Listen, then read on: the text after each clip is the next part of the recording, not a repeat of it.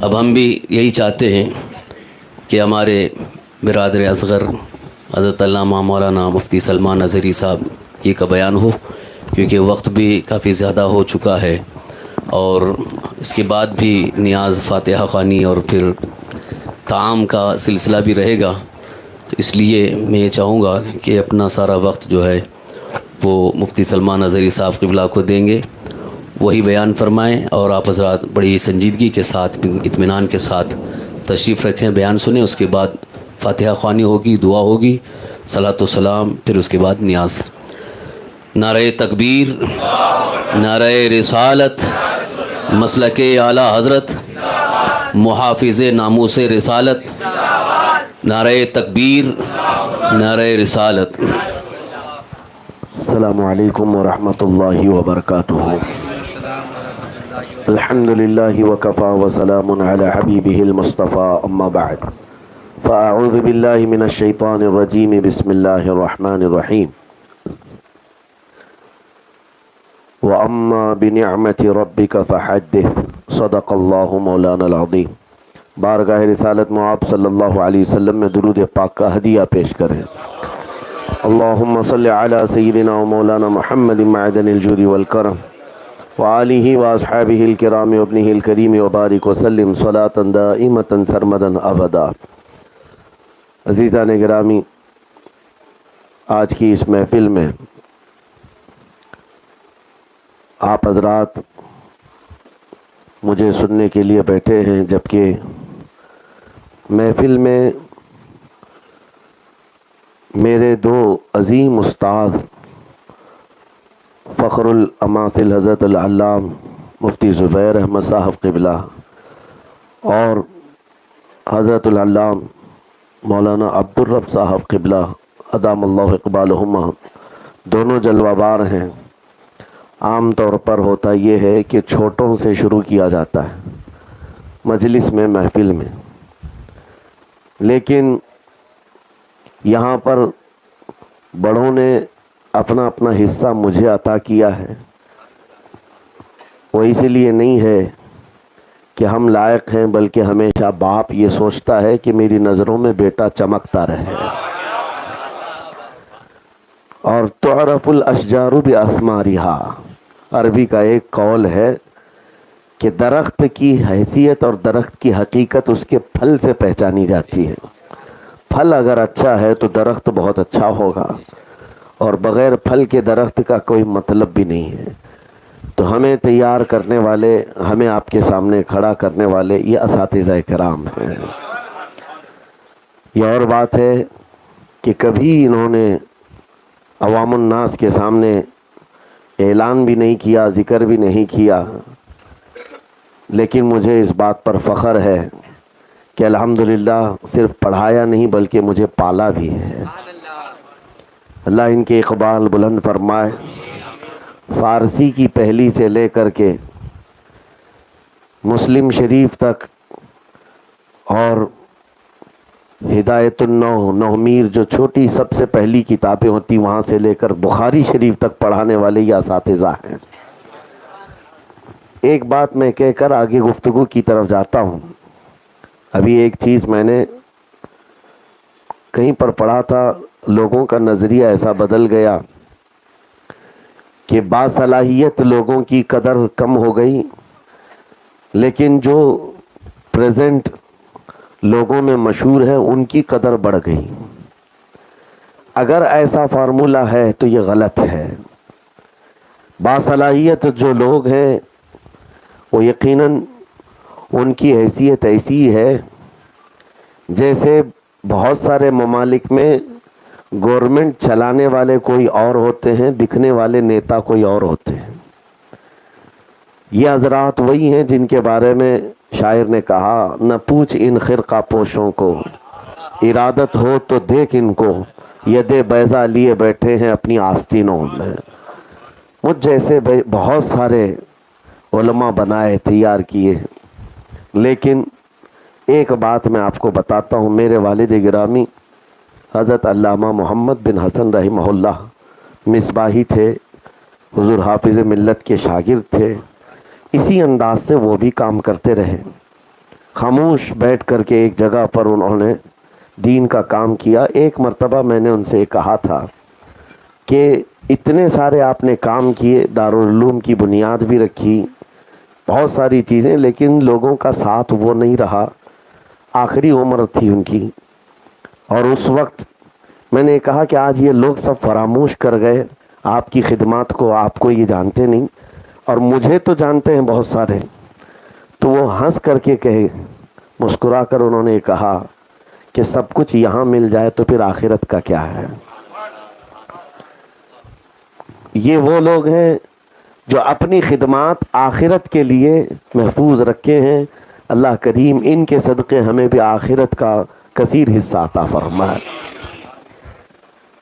میں مختصر بات عرض کروں, اور یہاں جتنے لوگ بیٹھے ہوئے ہیں توجہ سے محفل کو بھی دیکھ لیں, اور کیمرے والا بھی خاص طور پر گھما کر کے بھی دکھا دے سارے لوگوں کو, کہ کچھ لوگوں کو ایسا لگتا ہے کہ سلمان اظہری بہت بڑے بڑے کانفرنسوں میں ہی صرف جاتے ہیں, اور بڑے بڑے جلسے ہونے چاہیے, بہت لاکھوں کی پبلک ہو وہاں جاتے ہیں. یہاں جتنے لوگ بیٹھے ہوئے ہیں ان کو اندازہ کریں, میرا مشن یہ نہیں ہے کہ ہزاروں کی تعداد ہو.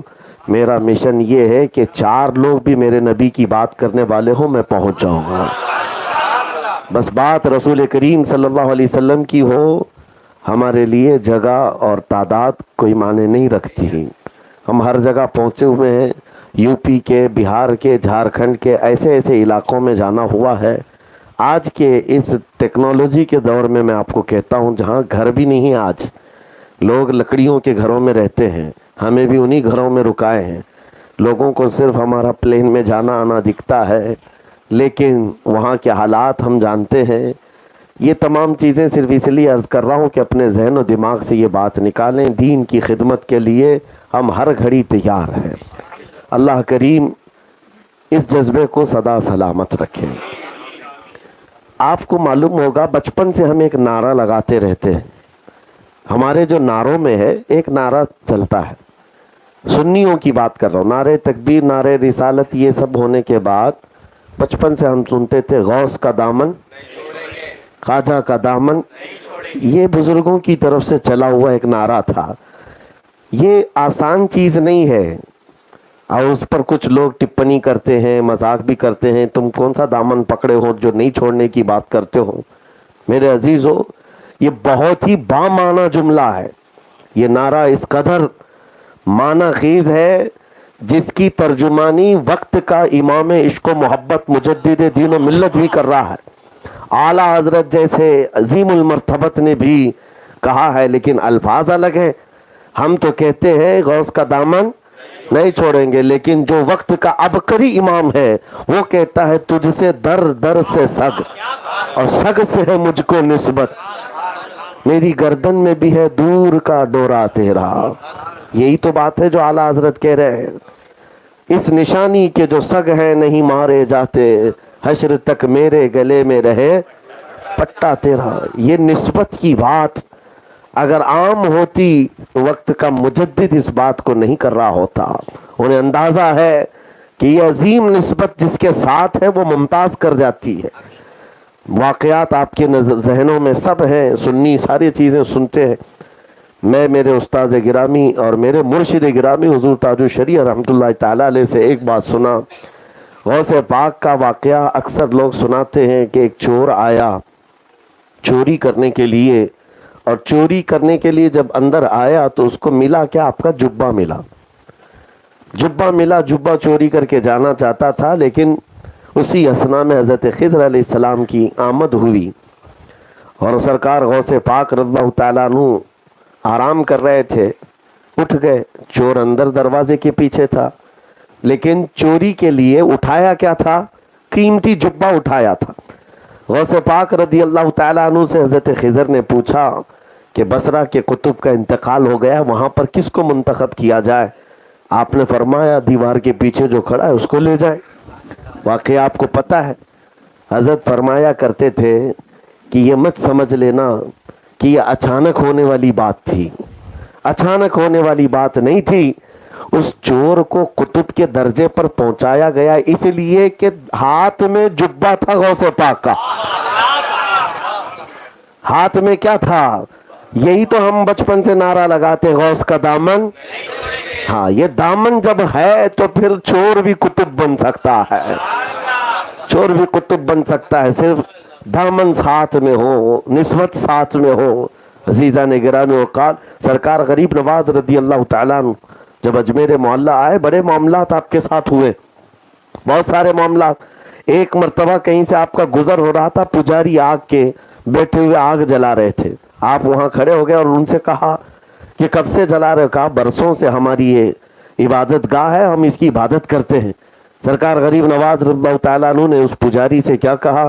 اگر تمہارا یہ خدا ہے، جیسے آج بھی اگنی پوجا ہوتی ہے، غریب نواز نے فرمایا کہ اگر یہ تمہارا خدا ہے تو ہاتھ ڈالو اس میں، آگ میں ہاتھ ڈالو. پجاری نے کہا نہیں، آگ کی فطرت ہے جلانا، وہ تو جلائے گی. ہم اس کو بھگوان مانتے ہیں، عبادت کرتے ہیں، یہ ہمارا عقیدہ ہے، لیکن یہ جلانا ہے تو جلائے گی.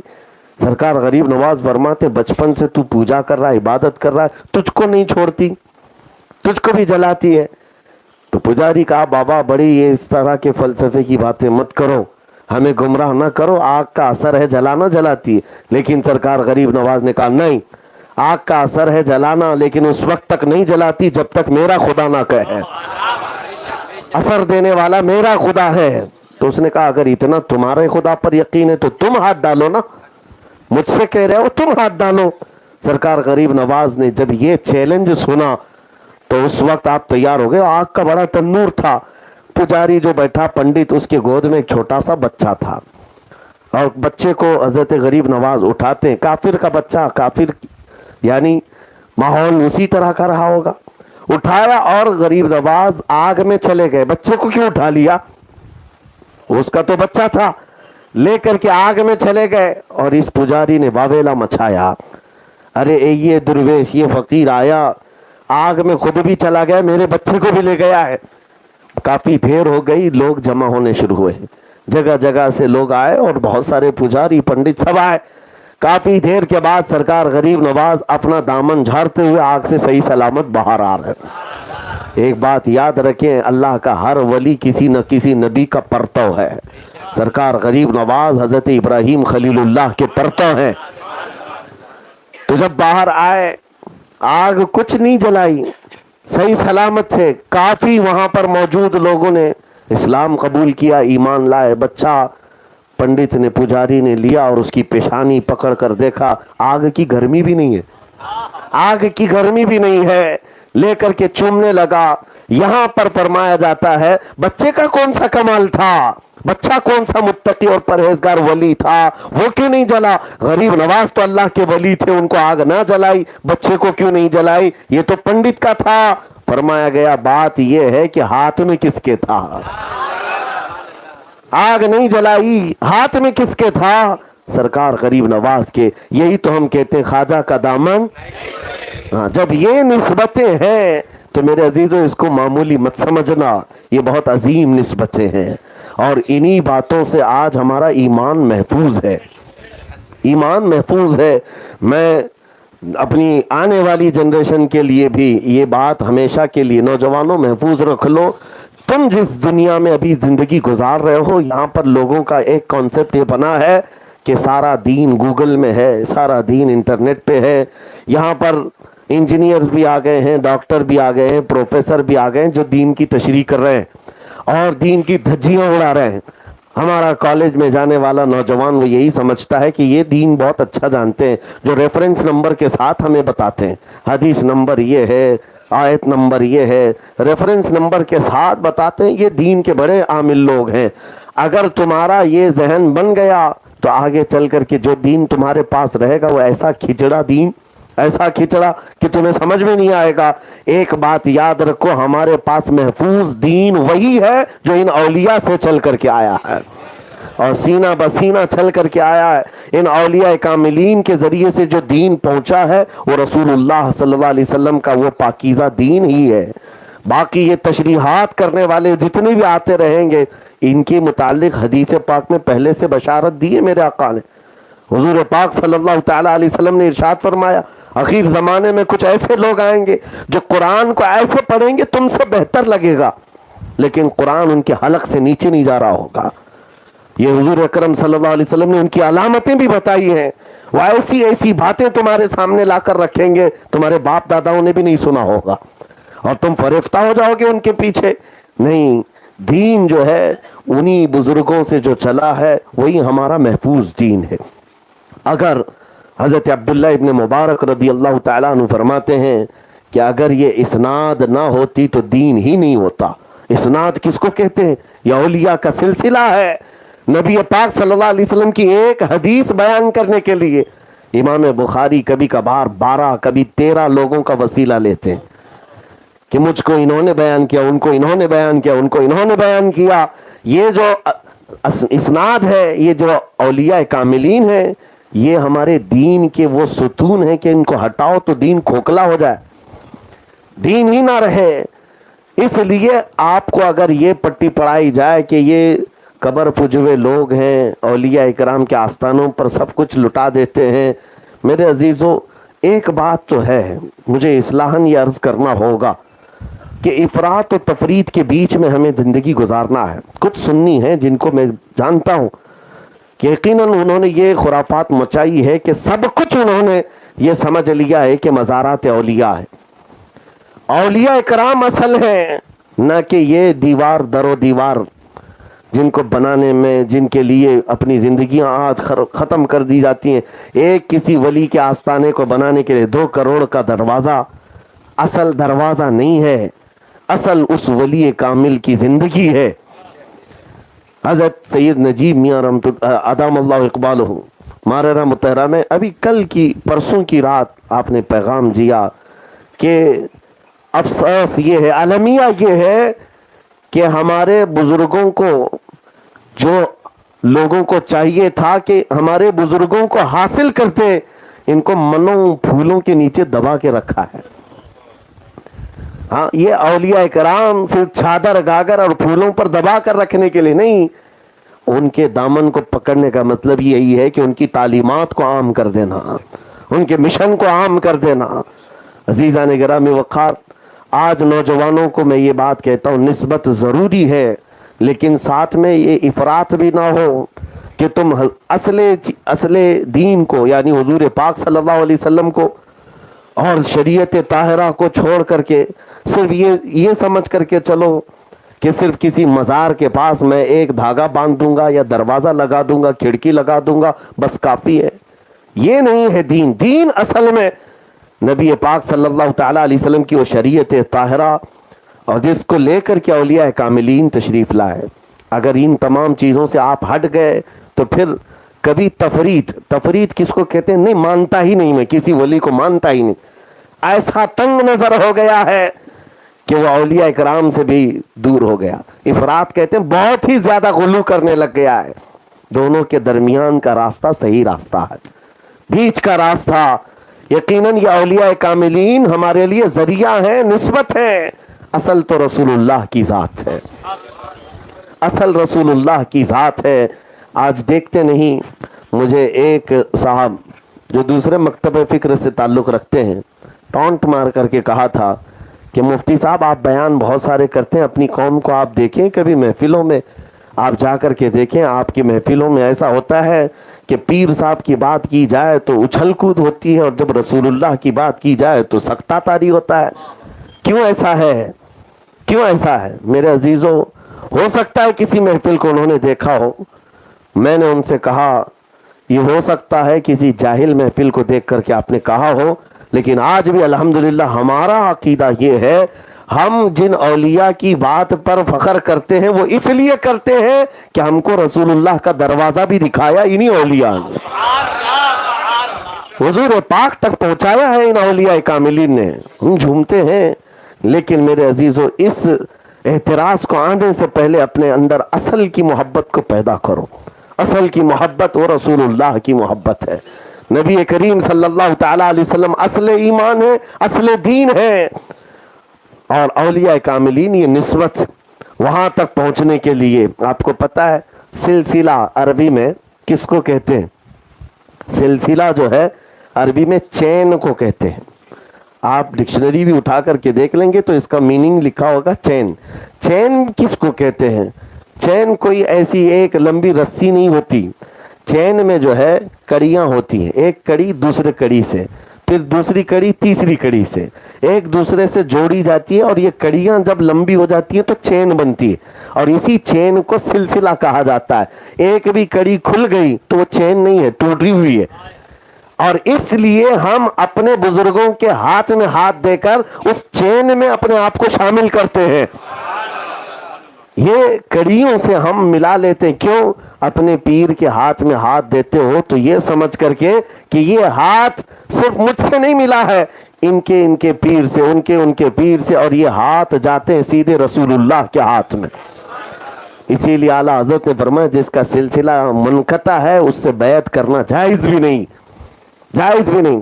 یہ سلسلہ ہے, اور سلسلہ اصل جو ہے یہ کڑیاں یہ نہیں ہوتی, آخر میں جہاں جا کر منزل ہے وہ اصل ہے, وہ اصل ہے. اس لیے میرے عزیزوں ان نسبتوں کے ساتھ سرکار غوث پاک کی نسبت, سرکار غریب نواز کی نسبت, اس پر فخر کرنا بنتا ہے سنیوں کو, لیکن ساتھ میں ہمیں یہ بھی محسوس کرنا ہوگا اصل ہمارا وہ رسول اللہ کی شریعت طاہرہ ہے. ایک بات میں آپ کو بتاتا ہوں, حضرت شیخ عبدالحق محدث دہلوی رحمۃ اللہ علیہ ہندوستان جب تشریف لائے تھے, بڑا امتحان تھا آپ کا. علم حدیث پھیلانے میں سب سے بڑا کردار سیدنا عبدالحق محدث دہلوی کا ہے. وہ کہتے ہیں ایک مرتبہ وہ کسی بیابان سے گزر رہے تھے, انہوں نے دیکھا کہ ایک پیر صاحب بیٹھے ہوئے ہیں اور مریدین بہت سارے ہیں, اور اس پیر صاحب کا اثر ایسا تھا کہ مریدین پر وجد طاری تھا. اور شیخ عبدالحق محدث دہلوی کوئی ایسے ویسے عام عالم نہیں کہ وہ صرف اور صرف ظواہر کو دیکھتے ہوں, بلکہ وہ اہل باطن میں سے تھے, اولیاء کی بڑی قدر کرنے والے تھے. ان کا حال یہ تھا اس وقت تک رات کو سوتے نہیں تھے جب تک رسول اللہ کی زیارت نہیں کرتے تھے.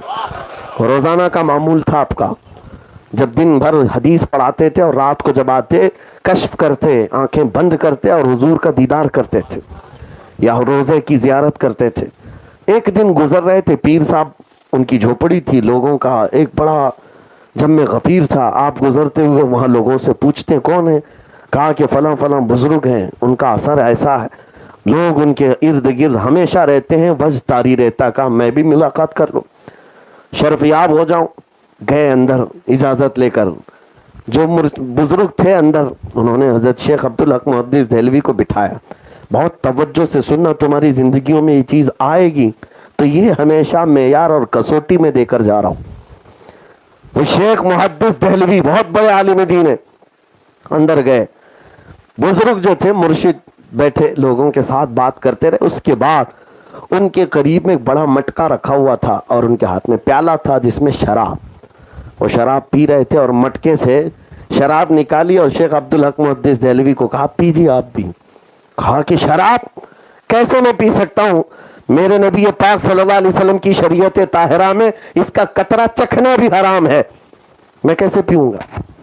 تو اس پیر صاحب نے کہا مولوی صاحب وہ باتیں باہر ہیں, یہ خانقاہ ہے ہماری, پی لو, میں جو کہہ رہا ہوں پی لو, اتنی منزلیں طے کر لو گے کہ تمہیں سمجھ میں نہیں آئے گا. آپ نے کہا نہیں, حضور کی شریعت چھوڑ کر کے مجھے ایک منزل بھی نہیں جانا ہے, کوئی منزل نہیں طے کرنا ہے. اب سنو اصل امتحان کیا ہے. پہلی مرتبہ ملاقات ہو رہی ہے پیر صاحب سے. پیر صاحب نے کہا عبدالحق پی لو ورنہ روزانہ جو زیارت کرتے حضور کی وہ بند کرا دوں گا. یہ کسی کو نہیں معلوم تھا, یہ ان کا راز تھا. شیخ عبدالحق محدث دہلوی کا راز تھا جو حضور کی زیارت کرتے تھے. اب مجھے بتاؤ اے نوجوانوں, تمہارے ساتھ ایسا آ جائے, تمہارے دل کی بات کوئی کہہ جائے اور تم اسی وقت تو لٹو ہو جاؤ گے, بابا بڑا پہنچا ہوا ہے, اب اس کے آگے پیچھے تو سب کچھ بیچ ڈالو گے, میرے تو دل کے حالات جانتا ہے. یہ شیخ عبدالحق کے لیے بہت بڑا امتحان. اور اس سے بھی بڑا امتحان میں بتاتا ہوں. شیخ عبدالحق محدث دہلوی کہتے ہیں یہ روزانہ میری جو حضور کی دربار میں زیارت ہوتی ہے, یہ کہہ رہے روک دوں گا, آخر میں کروں کیا. بہت دیر تک سوچتے رہے, ہو سکتا ہے کوئی اور شراب ہو, پی لوں. پیالہ لیا, اس کے بعد ہاتھ کانپنے لگ گئے, ہاتھ کانپنے لگ گئے, پیالہ چھوٹ گیا. کہا کہ نہیں، میں جا رہا ہوں اس جگہ سے، میرے لیے یہ چیز نہیں ہو سکتی، آپ نے کہا ہے میرے دل کی بات، لیکن اب میں شراب کو تو ہاتھ نہیں لگاؤں. چلے گئے. کہا دیکھ لینا پھر تمہارے ساتھ کیا ہوگا. شیخ عبدالحق محدث دہلوی گھبرائے ہوئے آئے. اس دن کوئی کام نہیں کیا. شام ہوئی، اپنے معمول کے مطابق جب مکاشفے کے لیے بیٹھتے ہیں، حضور پاک کی زیارت ہر دن کرتے تھے. آج جب تنہائی میں مراقبے میں بیٹھے ہیں، جیسی آپ نے آنکھیں بند کی اور حضور کی زیارت کا وقت قریب آیا، اس وقت سامنے وہ بزرگ کھڑے ہوئے نظر آئے. حضور کا دروازہ نہیں کھلا، نہ ہی کوئی روزہ نظر آیا، وہ کٹھیا میں بیٹھے وہ بزرگ نظر آئے. کہا یہ تو بڑا امتحان ہے. اس وقت ان کے آنکھوں کے سامنے آ کر کے وہ بزرگ کہنے لگے عبدالحق ابھی بھی وقت ہے، آجا میری خانقاہ میں جو پلا رہا ہوں پی لے. شیخ عبدالحق محدث دہلوی کہتے ہیں کیا کیا جائے، رات بے قراری میں گزری، کیونکہ ایک بار عاشق رسول کو جب دیدار نہ ملے اس کی تڑپ بڑھ جاتی ہے، بے قراری بڑھ جاتی ہے. پوری رات گزار لیا. صبح اٹھ کر کے سوچنے لگے کیا کروں. حدیث پڑھاتے رہے. شام کیسے آئی، پھر رات کے وقت سوچا کل وسوسہ ہوگا.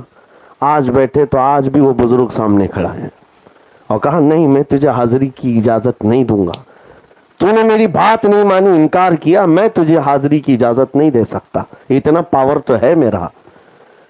تو حضرت شیخ عبدالحق محدث دہلوی کے ہاتھ پیر کانپنے لگ گئے. 2 دن کی بے قراری تھی. آپ رات بھر نہیں سوئے. تیسرا دن آیا اور آج کی شام طے کر کے بیٹھ لیے کہ آج آر پار ہو جائے، یا تو یہ میرا امتحان ہے یا تو پھر میری موت ہے. میں نبی پاک صلی اللہ علیہ وسلم کے دیدار کے بغیر نہیں زندہ رہوں گا. طے کر لیا. شام کا وقت آیا. جب غسل کر کے بیٹھے حضور کے زیارت کے آداب کے اعتبار سے، اور اس وقت جیسے ہی آپ بارگاہ مصطفیٰ کی زیارت کے لیے طے کرتے ہیں، دل کو تمنا تیار کرتے ہیں، رو پڑتے ہیں، بے اختیار روتے ہیں. کہتے ہیں اب مجھ سے نہیں سہا جا رہا ہے، یا رسول اللہ آپ ہی بتا دیں آپ کی شریعت سچی ہے یا یہ پیر سچا ہے، آپ کی شریعت سچی ہے یا پیر سچا ہے. اسی اسنا میں قبر رسول سے آواز آئی، اخرج یا کلب، اے کتے ہمارے دربار سے نکل جا. اتنی آواز آئی کہ وہ جو پیر صاحب تھے اچانک غائب ہو گئے اور سب حجابات ہٹ گئے. سامنے رسول اللہ کی زیارت ہوئی. اب شیخ عبدالحق محدث دہلوی کو اپنی مراد مل گئی، اور اس کے بعد جی بھر کے تمنا کے ساتھ، دل کے ساتھ بارگاہ مصطفیٰ میں حاضری دی. صبح اٹھے، کہا کہ میں تو جیت گیا، میں تو جیت گیا، میری مراد مل گئی ہے. اب جاتا ہوں اس بزرگ کے پاس، اب جا کر کے بولتا ہوں اب بتاؤ بغیر تمہارا پیالہ پیے تو میں اپنا پیالہ پی چکا، میں شراب محبت پی چکا دیدار مصطفیٰ کا. اب وہاں بیابان میں آئے، اس جنگل میں لوگوں میں ایک ہلہ مچا ہوا ہے، گلگلہ ہے، لوگ اپنے اپنے بوریے بسترے باندھ رہے ہیں، سب ادھر ادھر ہو رہے ہیں. شیخ عبدالحق محدث دہلوی کہتے رکو رکو، مجھے تمہارے پیر صاحب سے ملنا ہے. جلدی سے آئے اس جھونپڑی کے پاس. جو دربان کھڑے تھے وہ بھی ادھر ادھر تتر بتر ہے. پوچھا ہوا کیا، کہاں ہے پیر صاحب؟ کہا مت پوچھو، کل کی رات ایک بڑا حادثہ ہوا، اچانک ایک دھماکہ ہوا اور ہمارے پیر صاحب کتا بن گئے اور کتا بن کر نکلے، کتا بن کر کے وہ یہاں سے نکل گئے. تب شیخ عبدالحق محدث دہلوی نے کہا تمہارے پیر کو کسی اور نے کتا نہیں بنایا، اصل پیر نے کتا بنایا. اصل کے ساتھ اگر نسبت ہو تو نقل کبھی تمہارے اوپر غالب نہیں آئے گا. یہ اصل نبی پاک صلی اللہ علیہ وسلم کی شریعت طاہرہ. لوگ آج جس طرح سے نسبت اپنی اصل ہے ضروری ہے، لیکن ساتھ میں یہ کسوٹی ہمیشہ رکھو جو میرے مصطفیٰ سے بال برابر بھی ہٹا، شریعت طاہرہ سے بھٹکا، نہ وہ پیر ہونے کے لائق ہے، نہ تمہارے لیے چین بننے کے لائق ہے. وہی ہمارے لیے لائق ہے جس کا سینہ نبی پاک صلی اللہ علیہ وسلم کی محبت سے بھرپور ہے، معمور ہے. عزیزان گرامی وقار، یہ میں نے آپ کو اس لیے معیار بتایا ہے کہ اب حالات ایسے آ رہے ہیں، جوگیوں کے پیچھے اور انگوٹھی والے بابا، چوٹی والا بابا, بیڑی والا بابا, پتہ نہیں کون کون سے بابا. ہاں, لوگوں کو یہ ہمارے ہندوستان کا مزاج ہے, جہالت بہت زیادہ ہے, جس کی وجہ سے یہ سمجھتے ہیں باباؤں کا دین ہے. اور بابا بھی تو ایسے نفسیات کے بڑے ماہر ہوتے ہیں, سائیکالوجی پڑھے ہوئے ہوتے ہیں. وہ ان کو سب کو پتہ ہے, تم کو پتھر بھی وہ کھلا سکتے ہیں, کا بہت بڑا معجون ہے, اور کھا بھی لوگ. ہمارے علاقے میں ایسی چیزیں ہم نے دیکھی ہیں. ایک بابا آیا اور کہتا 8 خدا ہے, 8 رسول ہے, 8 محمد ہے, نعوذ باللہ من ذلک. اور سننے والا بیوقوف ہے, وہ آ کر کے پوچھ رہا کیا ایسا بھی ہے؟ کہا تماچا لگاتا اور کہتا کہ میری گٹھی میں پلایا گیا ہے اللہ ایک ہے. پھر یہ کہاں سے لے کر کے آئی چیز؟ اور وہ سارے ڈکوسلے جو مصطفیٰ کریم کی شریعت کو چھوڑ کر کے تمہیں اگر بلائیں. ایک بات دیکھیں, سنیوں کی مجلسوں کا یہ حال, جیسے جنہوں نے تانا مارا تھا کہ حضور کا نام لیتے سکتہ تاری ہے, کسی اور کے نام پر ہلہ ہے, یہی معاملات. قوالی بج رہی ہے, وجد آ رہا ہے. یہ وجد ہے کہ ڈانس ہے کہ رقص ہے مجھے معلوم نہیں, لیکن قوالی پر بڑا حال آ رہا ہے. انہیں قوالی سننے والوں سے میں کہتا ہوں 15 منٹ قرآن کی تلاوت بھی سن کے دکھاؤ. وہ اللہ کا کلام ہے نا, اس میں تو کوئی شک نہیں ہے, کسی کا لکھا ہوا ہے اور رسول پر اترا ہوا کلام ہے. سن کر کے دکھاؤ. اور تو تمہیں نیند آنے لگ جائے تو قرآن کے ساتھ تمہارا اگر جذبہ صحیح نہیں ہے تو پھر یہ قوالیاں تمہیں وجد نہیں لا رہی ہیں, یہ وجد نہیں لا رہی ہیں, یہ تو تھرک رہے ہو. حال اور وجد ان قوالیوں سے, ان مناقبات سے ہوتا تھا جن کے قلب میں نبی پاک کی محبت بسی ہوئی ہوتی تھی. عزیزان گرامی وقار, اصل چیز کی طرف میں توجہ کروا رہا ہوں. میں کسی چیز کے خلاف نہیں بول رہا ہوں کہ اولیاء اکرام کا جو مسلک ہے اس کے خلاف نہیں بول رہا ہوں, لیکن بات یہ ہے کہ اصل شریعت طاہرہ ہے, اس سے ہٹ جاؤ گے تو پھر کوئی چیز نہیں ہے. ایک بابا, وہ ابھی بہت سارے ہے ساؤتھ کے علاقے میں نماز نہیں پڑھتے, نماز ہے ہی نہیں. مریدین کہتے ہیں تو کہتے ہیں ہم تصور کی نماز پڑھتے ہیں, اور مریدین فخر میں آ کر کے کہتے ہیں, ہمارے پاس کہہ رہے تھے ہمارے پیر صاحب تو مکہ میں مدینے میں نماز پڑھتے ہیں, بیٹھے یہی ہوتے ہیں, مکہ میں مدینے میں نماز پڑھ لیتے ہیں مغرب عشاء. میں نے کہا کھانا بھی وہیں کھانے بولو, دسترخوان یہاں کیوں بچھاتے ہو؟ وہاں سے زمزم پی کے آ جائیں, کھجور کھا کے آ جائیں. نہیں, کھانا یہیں لگے گا, یہاں سب توڑیں گے اور نماز مکہ مدینے میں پڑھیں گے. ایک بات یاد رکھو میرے عزیزوں, یہ شریعت مصطفیٰ صلی اللہ علیہ وسلم سب کے لیے حجت ہے. آپ غوث پاک کی محفل میں بیٹھے, ایک روایت لا کر کے بتا دینا کہ غوث پاک نے کبھی ایک نماز قضا کی ہو.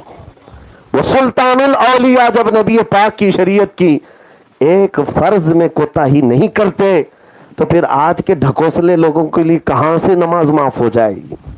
نماز معاف ہو جائے گی. کبھی یہ بات ذہن میں آنے مت دینا کہ کوئی نماز چھوڑ کر کے بڑا پیر بن رہا ہے, نہیں ہوتا. ہاں, میں نے ایک مرتبہ کہا تھا, میں بڑی معذرت کے ساتھ, جملے سخت ہوتے ہیں, ایک پیر صاحب نے کہا تھا ہمارے لیے نہیں نماز, یہ ان کے لیے, یہ مولوی لوگوں کے لیے, ہم تو معرفت والے ہیں, طریقت والے ہیں. معرفت اور طریقت کے نام پر لوگوں کو بیوقوف بناتے ہو. میں نے اپنی ایک تفسیر میں کہا تھا ہاں 4 لوگوں کے لیے معاف ہے. مرید صاحب آئے تھے ہمارے پاس, کہا ہمارے پیر صاحب کہہ رہے ہیں. میں کہا تمہارے پیر صاحب سے کہنا ہے معاف ہے نماز 4 لوگوں کے لیے. کہا کس کے لیے؟ کہا یا تو نابالغ بچہ ہوگا اس کے لیے, یا پاگل ہو گیا ہوگا, دماغ نہیں ہے اس کے لیے نماز معاف ہے, یا تو پھر حیض آنے والی عورت, یا پھر جس کا بچہ ہوا نفاس والی عورت. جاؤ پیر صاحب سے پوچھو ان 4 میں آپ کے ساتھ کیا ہے, یا تو بچے ہو, یا تو پاگل ہو, یا تو پھر دوسرے معاملات ہو, ورنہ نماز معاف نہیں ہے. غوث پاک کے لیے نہیں, غریب نواز کے لیے نہیں ہے, تو پھر کسی اور کے لیے کیسے؟ اصل جو ہے شریعت مصطفیٰ صلی اللہ تعالیٰ علیہ وسلم ہے. لیکن میرے اس بیان کے لیے میں یہاں تک کیوں آیا آپ کو بتا دوں. یقیناً ہم نے گفتگو شروع کی ہے غوث کا دامن اور خواجہ کا دامن. یہ ہمارا عقیدہ اور ہمارا مسلک, ہمارا مذہب اپنی جگہ پر ہے, لیکن اس کا مطلب یہ نہیں ہے کہ ہم نبی پاک کی شریعت چھوڑ کر کے صرف دامن کی بات کرتے ہیں. غوث کا دامن وہی ہے جو رسول اللہ کی شریعت ہے, خواجہ کا دامن وہی ہے جو رسول اللہ کی شریعت ہے. اور آخر میں چل کر کے یہ بھی بتا دوں, مسلک اعلیٰ حضرت بھی وہی ہے جو غوث کا دامن ہے اور خواجہ کا دامن ہے. جس نے اعلیٰ حضرت کا مسلک پکڑ لیا ہے, دونوں دامن اس کے ہاتھ میں ہے, دونوں دامن اس کے ساتھ ہے.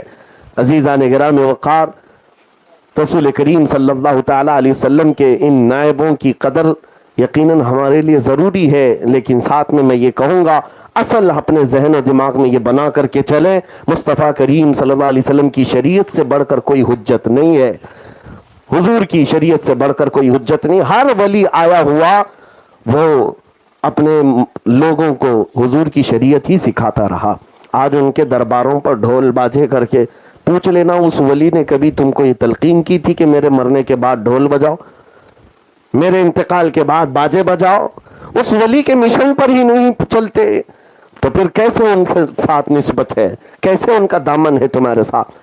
عزیزان گرامی وقار, نبی پاک صلی اللہ تعالیٰ علیہ وسلم کی شریعت طاہرہ کے نفاذ کے لیے انہوں نے پوری زندگیاں وقف کر دی, پوری زندگیاں وقف کر دی ہیں. اب آخری بات میں کہہ کر کے گفتگو سمیٹتا ہوں, ان اولیاء کا ہمارے ساتھ ہونا بہت ضروری ہے, بہت ضروری ہے.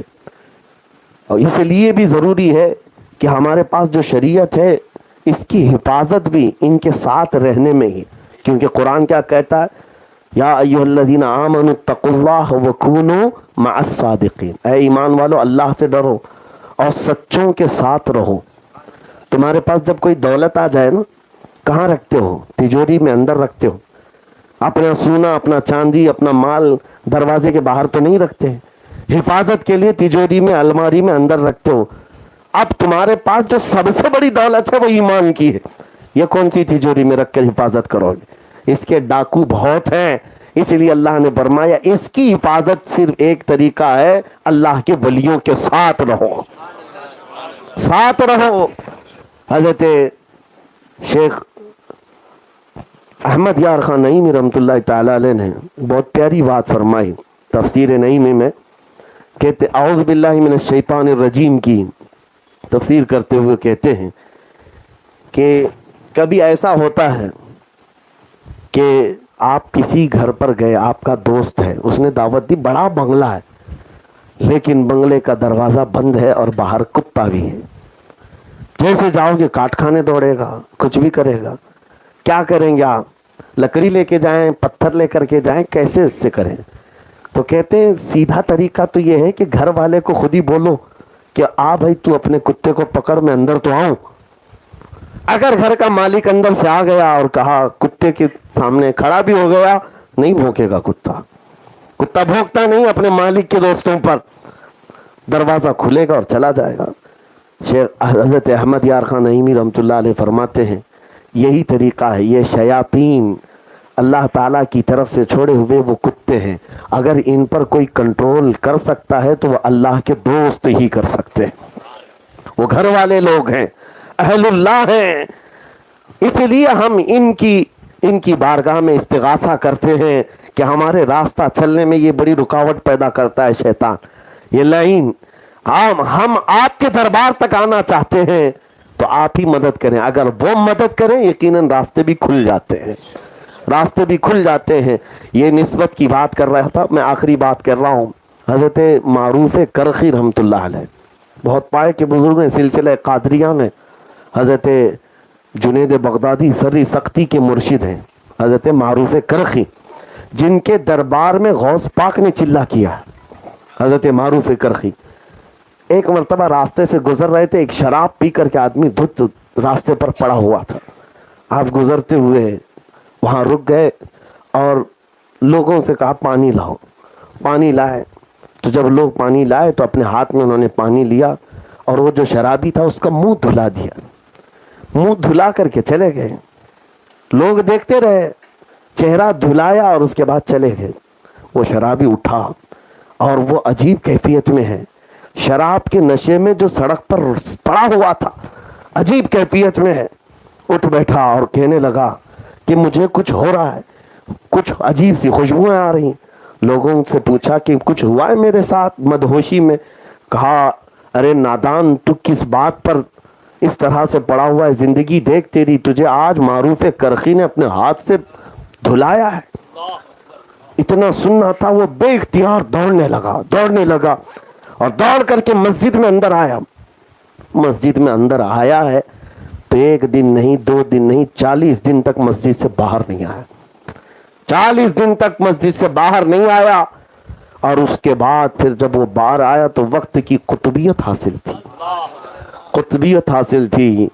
उससे पूछा गया, वो जो बुजुर्ग बन गए, कहा कि मैंने अल्लाह करीम की बारगाह में सजदे में रो रो करके कहा कि मौला, मैं तो बड़ी नाफरमानी में जिंदगी गुजारा, लेकिन अचानक मेरी जिंदगी को तूने तब्दील कर दिया और तू अपने दरबार का मुझे फकीर बना दिया। दुनिया मेरे दिल से निकल गई मौला, इतना बड़ा करम किया तूने। रब ताला की तरफ से हातिफ गैबी ने सदा दी, क्या बंदे, बात सिर्फ इतनी है, मेरे महबूब ने पानी से तेरा मुंह धुलाया और हमने तेरा दिल धुल दिया। बस इनका हाथ भी लग जाए, अल्लाह बाकी के काम हमारे लिए आसान कर देता है। लेकिन साथ में एक बात ये भी रखो, उन खबीसों से मैं कहता हूं जो उन औलिया से दुश्मनी करते हैं, बुजुर्गों से नफरत करते हैं, उनकी आकिबत खराब है।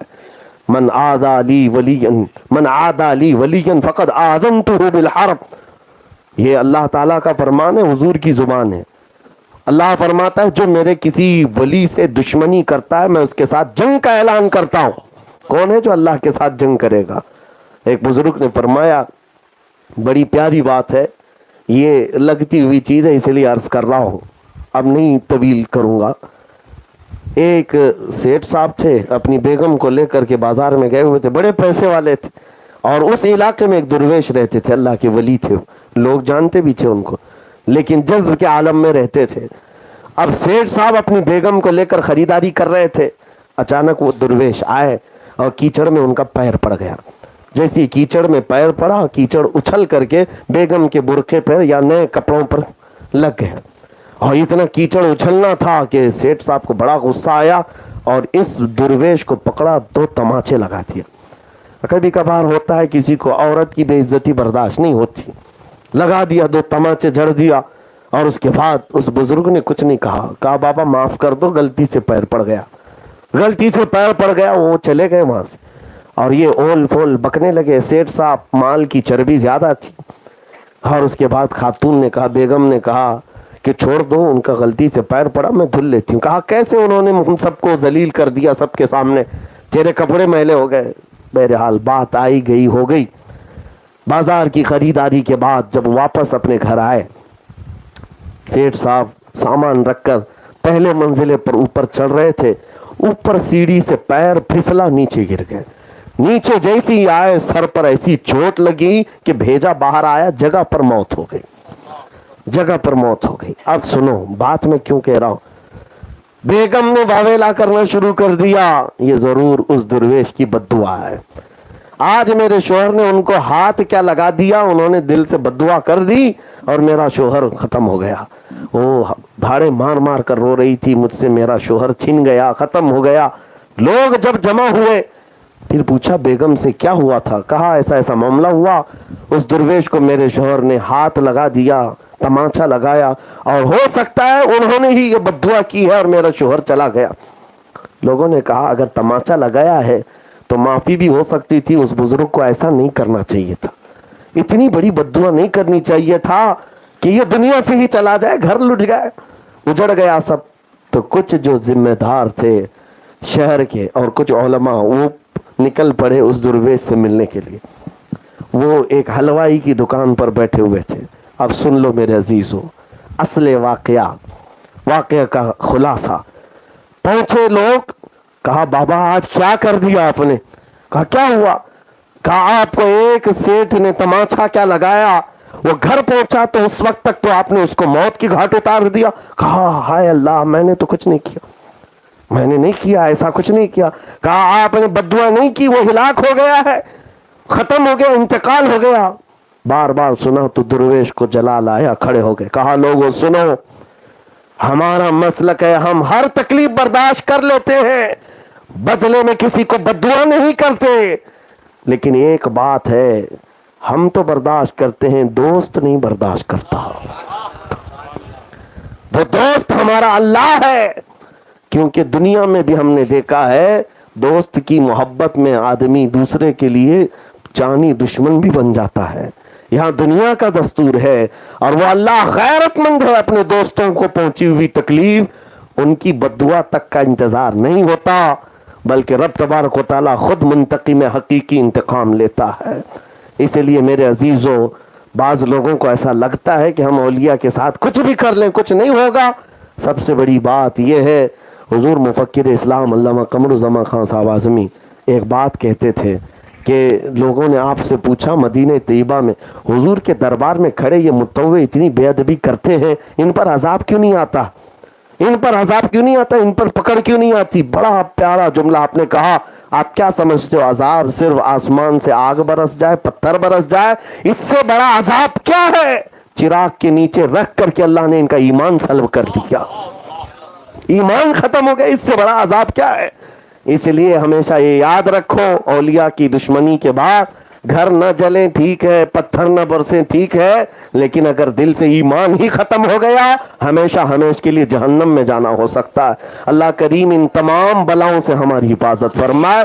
پھر میں اپنے اسی جملے پر اپنی گفتگو ختم کرتا ہوں، غوث کا دامن، خواجہ کا دامن، وآخر دعوانا ان الحمدللہ رب العالمین۔